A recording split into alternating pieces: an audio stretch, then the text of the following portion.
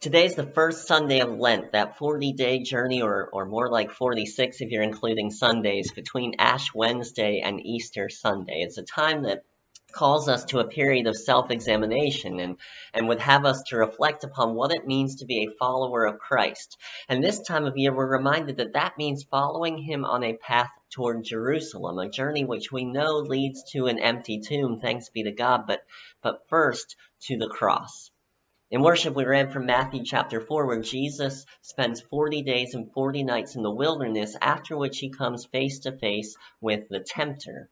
And this morning, we reminded ourselves of where this story falls in the larger narrative of Matthew's gospel. Right before we get to chapter 4, the very last words of chapter 3, Jesus is baptized by John, committing his life and his energies to the work of the kingdom. And a voice from heaven calls out, "This is my Son, the beloved, with whom I am well pleased."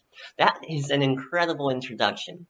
And so we would expect Jesus to jump out of the water and get to work, but instead, between Jesus' baptism and the start of his ministry, Matthew makes sure we remember what the wilderness looks like. He makes sure that we remember the evil and the brokenness of the world. That was the world in which Christ would be doing ministry.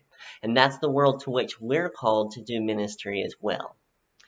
Our Lenten journey of self-examination is a microcosm of that lifelong journey of faith we're on. It calls us to turn from the broken promises of the world to the unending promise of Christ. It calls us to remember our baptisms and then get to work, even if that work sometimes leads us deep into the darkness of the wilderness. And it will.